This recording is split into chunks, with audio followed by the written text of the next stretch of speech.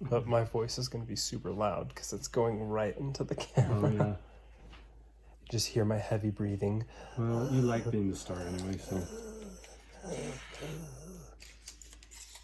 Okay, now let's get this. The comments will be... Ready? Okay, don't cry. Ready? Ready? Okay, stick now. Wait, where? Right there. Oh. The comments will be, a good thing that there's a doctor there because that guy also needs to check out his breathing. Ooh, that's more stinging than normal. Is it? Yeah. It's a sensitive area. Okay, wait, we gotta get this other side though. That's very stingy. I'm definitely feeling it. Also, I had my flu shot in this arm, so Oh, you did? it's probably going to have some sort of reaction. Oh, great. I'm not a scientist, Now you're gonna get the flu. but When did you have it? should? Today? No. Oh. A few days ago. A few days ago. Did you have good night's sleep before it? That's something I was just reading about, that your body creates a better response if you've had enough sleep. That's interesting. Mm. No, I think actually we had a horrible night's sleep. Yeah. Well, So we're probably going to get the flu then. I'm not saying anybody specific is to blame for that, but just saying. Okay. Is it stinging less now? Yeah, it's still... Little something, something? Yeah, still getting little twinges. Okay. Well, it's all clean, and we'll check it before we get going in there. Oh wait, before that, have you read? I'm listening to. Oh, shoot. The Fault in Our Stars. No, it's the Pride and Prejudice 50th anniversary. So not even that. Oh. It's the guy that he's like aggressively atheist and aggressively humanist. Yeah. But and he's British? Well, I don't know because I'm listening to it. Oh. He might be, but it's interesting. The data of the book is interesting. It's driving me nuts that I can't think of his name. I literally just listened to a podcast. Is this part numb? I'm poking it with the needle. No, I can't feel anything. Can't feel it? Okay. You listening to his podcast? No, a podcast with him on it. Oh. And he's just so smug and He smarmy. wrote the Better Angels of Our Nature or something before. I think this book is pretty new because he mentions like Trump and stuff, current stuff. But, okay, I just have to check in here for something. For blood or for lipoma? Because I can tell you for sure there's both. I want to see if there's a lipoma in here. Yeah. And then if there is... Probably take it out? Or... Cut it out. I see. I see what you did there. That seems interesting to me to do. I keep wanting to say Charles, but I can't remember. It's kind of it's a tiny bit unusual name.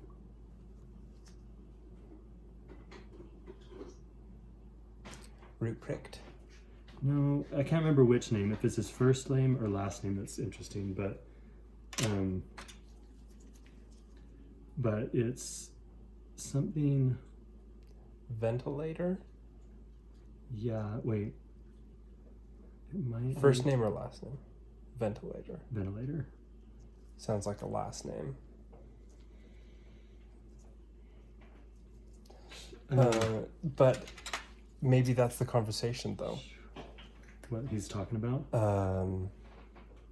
We'll talk a little bit about that, but also just, deism versus atheism and stuff like that. Like how, I don't know. It just seems like people can be extremely confident on both sides, and there's not enough information either way you look at it, right?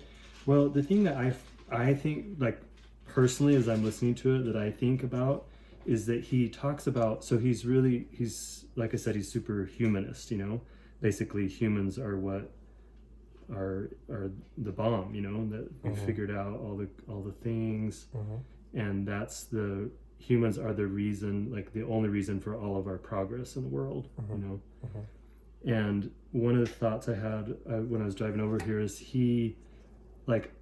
I think that there are some things that we would agree on as far as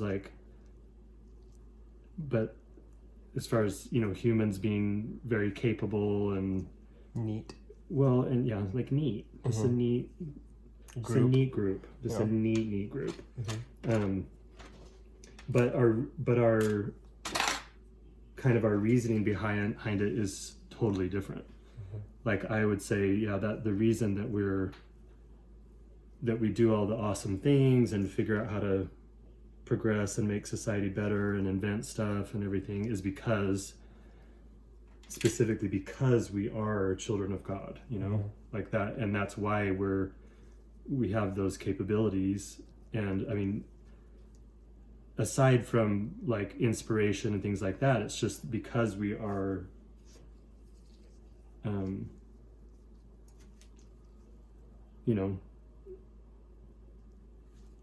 we have the potential to be more and more like God, progress to be more and more like him.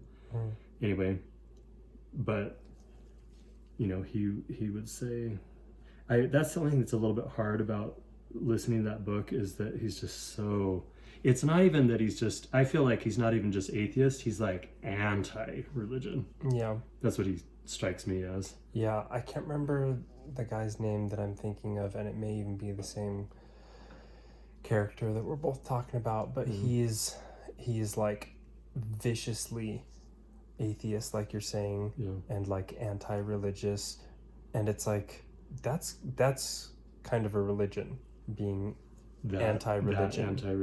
And being that viciously atheist, that's a religion in and of itself, and he's so people basically just people are so dumb if they think that there is a God, because here's all the reasons. And it's well, first of all, there's so many things in science that science has just gotten outright wrong and has had to walk back so many times. And there's so many things that science has made up, and so many things that science still hasn't even figured out, like gravity. The fact that the standard measurement for gravity had to be standardized in 1973 or something, because people were getting different readings for gravity, which should be constant no matter where you are in the world, that the scientific community was okay, this is making us look ununified. We have to make this the standard measurement that you use if you're using gravity in an equation, and if you have something else that you're getting, you adjust your measurements to that standard. And it's hold on a second. So you're saying that if somebody is doing an experiment, they get this measurement, they have to change that and adjust it to that standard, so change their experiment that they're doing? Yeah, that seems... It's nonsensical. And then basically, and this is the thing, it's a little bit tricky too, there is no way to prove that something is not there, there's no way to prove that there is not a God. And that's kind of it's kind of a catch-22, Yeah, there's no way to prove that God had nothing to do with whatever, with the Big Bang, or with the Earth, creating or whatever. Yeah. And it's you can't point to nothing and say, see, there's not God. But also, why I am fascinated by why it's so interesting to want that so badly, for there not to be a God. You know? Who cares? It just seems what is offensive about it, or what's the downside to that? I don't know. Yeah, doesn't really make any sense. But, and also to be condescending when talking to people who believe there is a God. Is that Diane? Oh, look at Diane. Yeah, she's like a little heart or something. Yeah, she's so pretty. We'll just put her right there. Well, that was pretty quick. Yeah, it just takes, some of them take a little coaxing, a little massaging to get them to finally Be born, be birthed. yeah. It's kind of interesting. I feel like I can relate to mothers after going through so many of these. It's like, you know what? Yeah, when I was getting Diane out, you know, this was my experience with Bob. Like, not like a lot of labor pains leading up to it, but like during, you know, it's like well, and also just kind of uncomfortable, you know.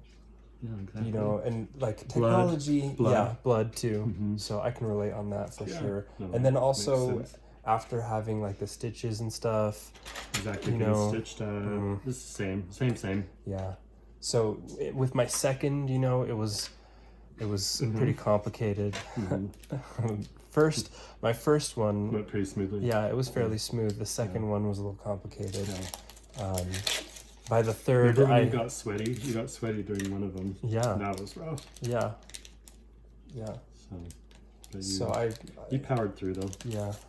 So, you know, I feel I understand better than most. It's nice to figure out like something that's kind of apples to apples comparison.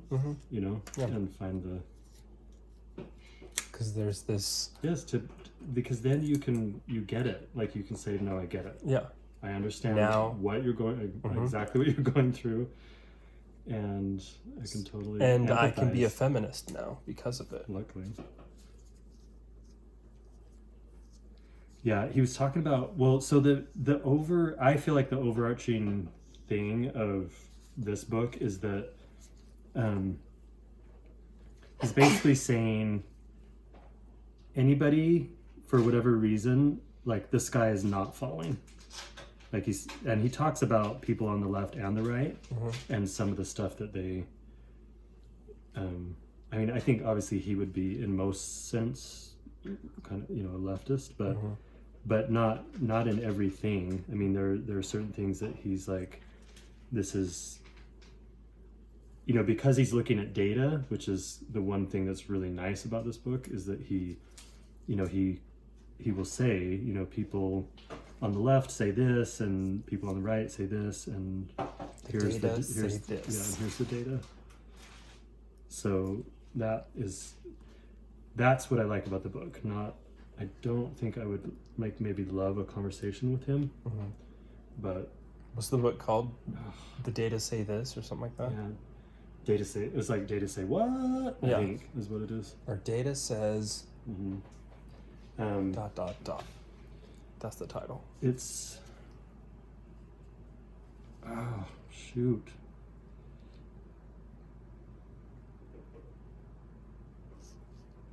I'll have to look it up.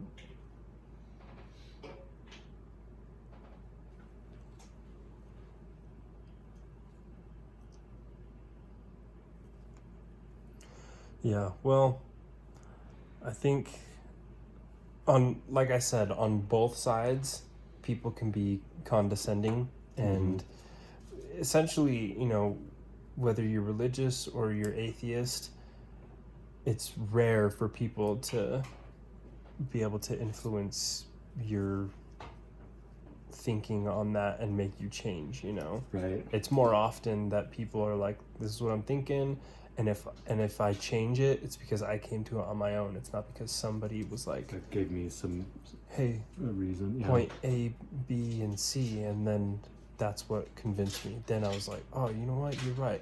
There is no God. Or, oh, you know what? There is one, because of when you said point B, I was like, I don't know. But then you said point C, and I was like, I can't argue that. You got me. There is a God, you know, or there isn't a God, whichever way it is. Right. You're not going to really prove it and have him. Well, and I guess, I don't know. I feel like I understand people that are agnostic more than people that are atheist.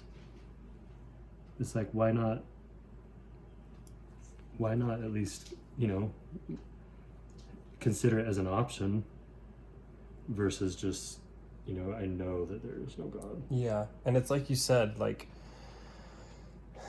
it's, what's the point of proving that there isn't?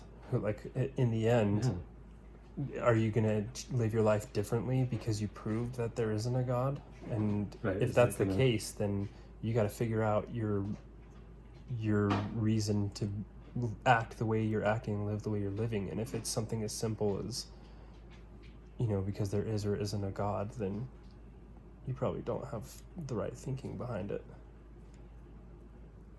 Well, and it just seems like, I don't know. I mean, I know that I was going to say who is it going to hurt to, believe that there's a God, or that there's an option that there's a God, and then they would probably say, well, yeah, but religion has been used for so many Negative, evil things in the past, but even that is a little bit different than just there being a God. Yeah. That's religion. Right. That's I can't remember his full name, but it's called Pascal's wager, where basically if you live like there is a God and there is an afterlife, and it turns out that there isn't one, you haven't really lost out on anything, because, like, take Christianity for example, 10 commandments. Like, if you follow those 10 commandments, are you really out anything in life? Have you really missed out on anything? Right, because you didn't murder people, or you didn't steal. They've proven to just be good rules for a society. Yeah. And then let's say that you do live your life like there is a God and there is an afterlife, and then you die and come to find out there is. Well, guess what? You won. So so might as well take that wager, and that's Pascal's wager. And that's way more fun, because then it means we're eternal beings and this isn't the end, and that's way more interesting than just disappearing. Yeah, unless you try to do the reincarnation. Well, not that, but the scientific argument for why it's more interesting to not have eternal lives and eternal beings, because then you play a part in the cosmos where your carbon and everything breaks down and becomes other stars, and in the future then you're a star, and other beings can live on you, and because we're all star matter and stuff. And it's like, but way lamer to me. Well, you can do that temporarily if you want, not become a star, but you can become a tree or something. That's all right. Or at least become a grave, at the very least. Yeah. Yeah, I don't know. It just seems.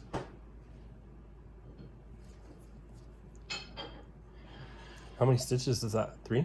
4 so far. 4? Yeah. What? I know, right? Are we gonna set a new record? Probably. I don't even remember what we. Oh yeah, we only did like 3. 3. I think 3 is the record. She was such a flat stack that. Yeah. Classic Diane. Yeah. Well, we're happy she's here. Yeah. She's a cutie. Not everyone's type, but everyone's different. Yeah. All the peoples are different. Yeah. Okay.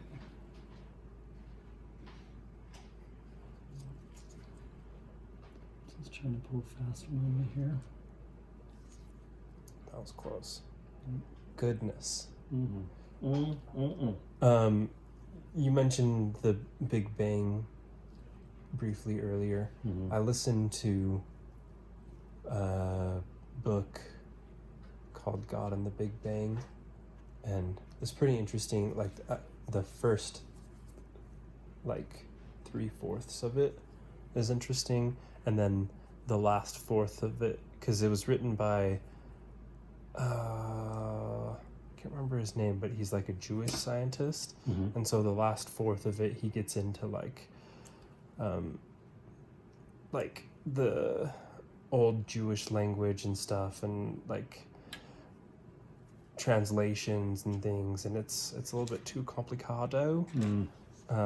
Especially if you're not Jewish, then it's not the same. Yeah. Anyway, but the first 3/4 of it is interesting, where he gives kind of the history of like the Big Bang theory and stuff, and also in Science Set Free. Oh, yeah. In Science Set Free, he talks about the history of it as well. How when it was first introduced, a lot of religions and religious leaders were like, Yeah, that there you see, that's the proof for God, because there was nothing and then there was a big bang, which was God putting things in motion, and then you had the universe that happened. Boom, Yeah. is what they were saying. And then when like all those religious leaders were backing that up, then the scientific community was like, well, if religion is backing it up, then we're not going to accept it. That's not the theory for the creation of the universe. And so initially the Big Bang theory was not accepted by the scientific community because it was accepted by the religious community. That's funny. They're like, we have to be in opposition to Yeah. religion. Wow. Yeah. It's just, you know, open minds, you know. Mm-hmm. Like, let's just find the truth. Yes, just the truth. Find the truth of it, and Don't then care we'll who's go from right. there. It's not about who's right. Yeah. It's just the truth. That's all we're after. Is your arm asleep? No, I'm gonna put a little bit of this business on there. but it's past. Yeah. My shoulder's not happy in this position. Oh, yeah. This is totally fake. People that can relax That are just like lounging on the this. beach like yeah, that. no, yeah. Maybe Like, if they that's wanted their only- arm to fall off. Only for the picture. It's like doing a military bench press. That's only for pictures because it's too hard on your shoulders. You either have to do incline or decline. Wait, which one's military? Oh, straight. Yeah, just Straight up, parallel to the ground. parallel to the ground. Yeah. So Isn't that you're just like regular bench how I press? am right now. Oh. Yeah. Isn't that just regular? That one's too hard on your shoulders, you said? Yeah. But did I tell you how I tore my tendon? From stretching too hard? No. Oh. It was, I was doing dumbbell incline, Uh-huh.